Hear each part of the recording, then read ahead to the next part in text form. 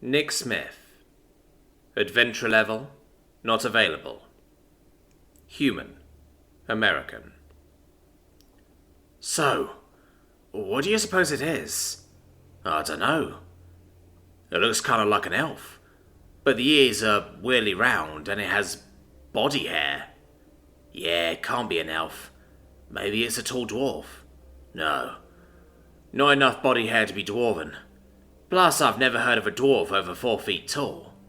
Yeah, me neither. Don't they all have beards? Pretty sure. These voices sounded strange to me. Like they're speaking my language, but in a weird accent or something. And the voices were heavy? No, that's not the term. Rumbling? Why is it so hard to think? A gnome? No.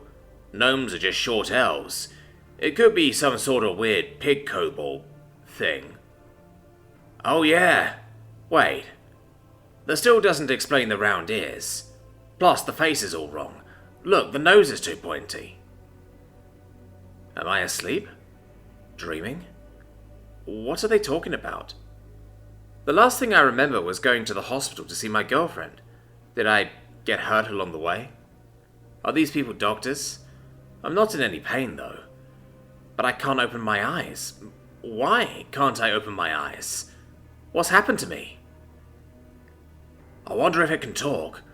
Where'd you find this thing, anyway? You remember that wall collapse in the dungeon? My team and I were exploring that, and we got separated. Next thing I know, I find this thing on some sort of weird-looking table. It had a bunch of writing on it, but, well, you know. Yeah, you have trouble reading. That's alright. Go on. Right. Well, I figured that I'd have a hell of a time trying to find my way back there, so I decided to take it with me. Once I picked it up, a lot of light started shining, and suddenly I was at the dungeon entrance. Teleportation? Yeah, probably. Huh. That's interesting. You know, since you found it in our dungeon, it might be an orc. Boisterous laughter. It reminds me of my old karate instructor.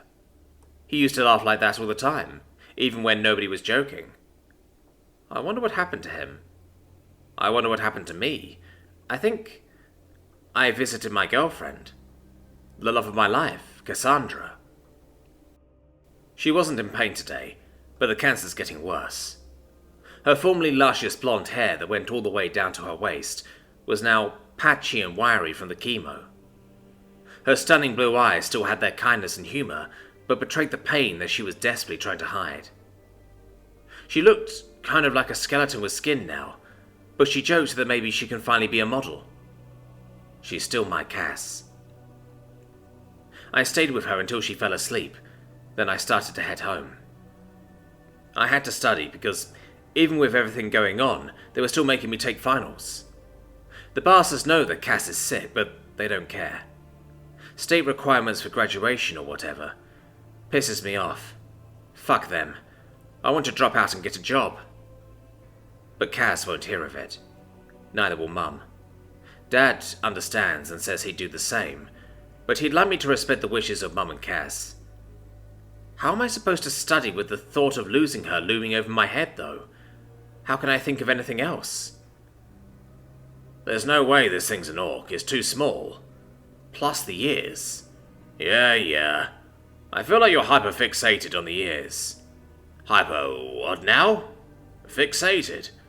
You're focusing too much on the ears. Well, they're weird, though. Have you ever heard of anything that has round ears? Not off the top of my head, but I'm sure there's something. After all, we're looking at round ears right now. Round ears? What does that have to do with anything? Whatever. Nothing to do with me. What happened after I started to walk home? I stopped by a gas station and grabbed some chips and a soda to lighten my spirits, and the last thing I remember is crossing the street?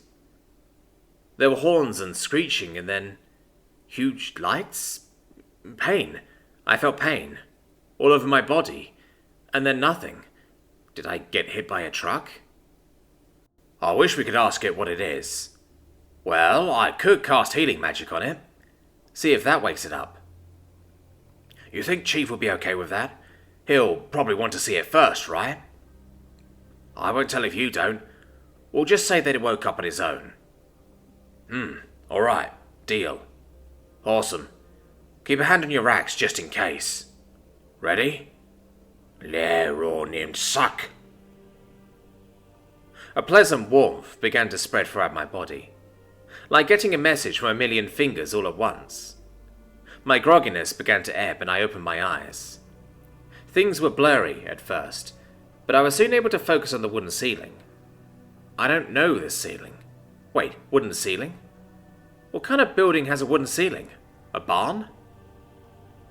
I sat up and looked around. The furniture in the room looked like it came straight out of a medieval movie, but a bad one that didn't pay attention to details. I was on a bed with woven sheets and a blanket for one thing.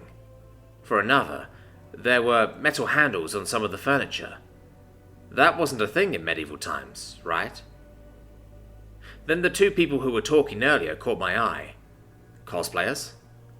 How they managed to look so big? One was wearing metallic armored pants and no top, showing off its rippling muscles. It looked as if it was scared of me, and it was holding a large serrated axe at its side. The other one was wearing a robe and carrying a staff with some sort of metal ball at the top. All of these details about their appearance were striking, but the most striking thing was that they were both green. Green, pointy ears, and huge. Even hunched over, the robed one with the staff was probably 6'5". The one with the axe was pushing 6'10". The one with the staff grinned and showed a mouth full of very pointy teeth, like an alligator's. Whoa, careful there, you just woke up. Don't want you falling over, it said. The words sounded weird, as if I weren't hearing them right. No, that's not it. The mouth movements are weird. It's like they're saying something else but it's dubbed over, with a hint of the original audio left in. Where am I? Who are you? What are you? I asked, trying not to panic. My mouth felt weird when I spoke. Like I'm saying the words that I'm saying, but my mouth was moving differently. Like trying to make a t sound, but making a k sound instead. There was something else that was strange as well, but I couldn't figure it out. I'm Yolk, the grinning one said. This is my brother Nash. We're orcs. Yup, nice to meet you. You're in Nuleva, a temporary orc settlement that's right outside of the Delver's dungeon. We're hoping to make it a village someday, Nash said, taking his hand off his axe and crossing his arms. Orc? I asked, getting used to the weird talking. Yes, York said. We're orcs. Now that we've answered your question, I'd like to ask you one. Ask me a question, I asked. What are you? Nash interrupted impatiently. I sat stunned for a moment. Orcs are real? And what do they mean, what am I? I looked at my hands, the same ones I've always had. Even with the same scar I got as a kid, though the scar was looking a bit smaller now. I noticed I didn't have my shirt on, and I quickly checked under the blanket. Yup, naked. Weird. All of this is weird. What the hell is going on? Nash cleared his throat, patiently waiting for me to answer his question. I'm a human, and my name's Nick, short for Nicodemus. Nicodemus Liam Smith, I stammered, as I pulled the blanket up a little bit more. The two orcs shared a confused glance at each other, before looking back to me. What's there to be confused about? Sure, Nicodemus is kind of a rare name, but it's not that rare. Hell, I used to get picked on for it all the time. The secret of Nim is single-handedly the reason that I go by Nick. York turned back to me and asked, What's a human? Huh? What? I asked. I've never heard of a human before, Nash said, scratching his head. What were you doing locked away in the dungeon? What dungeon? What do you mean you've never heard of a human? I asked. Okay, wait, York said. Let's not try to make assumptions here. Let's start at the beginning and get on the same page. Nick, you're a human. We don't know what that is. Nash here found you in a secret room inside the Delver's dungeon, You don't know how you got there? No. The last thing I remember was walking home and... I trailed off. Oh, right. What? I think I got hit by a truck. What's a truck? Nash asked. It's like a wagon or something that doesn't need anything to pull it, I said. Oh, we've got those, Nash said. Right, York? Yes, we call them magic carts, but I suspect that they're not the same thing. Magic carts? Carts pulled with magic? I asked. Yep, both orcs replied in unison. Wait. Orcs, magic, dungeons, getting hit by a truck. Did I get isekai? Or is this just a hallucination that my dying brain is showing me to protect me from the trauma of getting hit by a truck? I suppose there's nothing I can do about this being a hallucination, so I have to go off the assumption that it's not, which means finding a way back. Wait, if I got reincarnated or whatever to this place, then maybe casted as well. Have you seen any other things like me? I asked. Like others in the dungeon? Any females? They usually have long hair and larger breasts. Oh, so you're a male human, York asked. I kind of guessed, but didn't want to be presumptuous. No. Like I said earlier, we haven't seen anything like you before, Nash said. Then he leaned closer to York and asked quietly, What's presumptuous mean? It means not being able to observe what's appropriate or permitted in a social setting, York whispered back. Meanwhile, I was trying not to lose it. Kaz is terminally ill with cancer, and I wasn't going to be there for her when she passed. I clenched my jaw and stared at the ceiling as I fought back tears. It's not fair. She doesn't deserve to be alone, and I promised. I promised her that I'd be by her side until the end. I take it that all of this comes as a bit of a shock, York said softly. Yeah, it does, I replied. All right, well, we'll let you process things. We've got to go tell the chief you're up, and then get yelled at for waking you up, Nash said. We'll send someone in with food and drink in a bit. Wait, I said. Where do I go to defecate? Nash looked surprised and then pointed to the door opposite the one he and his brother were next to. That's the bathroom. Pull the handle to flush the toilet. Okay, I said, wiping my eyes. The two orcs left the room. Indoor plumbing was unexpected, but I suppose I shouldn't be entirely surprised. There's magic here, and there's no telling what that magic can do. Maybe it can return me to my world in time to be with Kaz again, so that I can say goodbye, or maybe even save her. I owe it to her to try, at least. She's made me happier than any man has a right to be. The room started spinning a little bit, so I laid back down. How did I go from getting hit by a truck to being asleep in a dungeon anyway? And when you get isekai, don't you normally get to talk to a sexy goddess or a pervy old god? Some exposition would have been nice. It finally hit me what else felt weird about this place. The air. It smelled different, tasted weird, and was hotter than it should be. But all of these things weren't necessarily strange. You would get that just by going to a different city. No. What was strange was how it felt on my skin.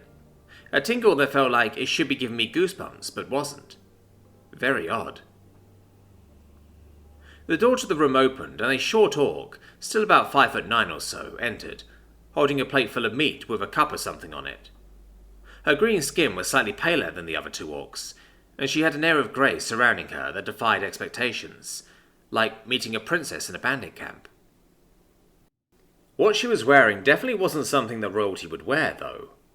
It was an outfit that left little to the imagination. A skin-tight bikini top and very short shorts that exaggerated her ample curves. I tried not to stare, but noticed she was trembling and trying not to look at me as she set the platter down on a table next to my bed. Then she quickly turned and almost ran out of the room. Weird, I said under my breath. I looked at the plate of meat. I guess this confirms that the orcs are carnivorous. I figured that was the case based on the teeth, though. Going to be hard to deal with a meat-only diet, since I'm not a fan of liver. At least they cook it. Would these guys farm? Maybe. For trade or to feed their domesticated animals. I'd have to ask. I took a bite from one of the brown pieces of meat. The tart, metallic taste made me grimace a bit. Liver. A necessity for omnivores on a meat-only diet, though.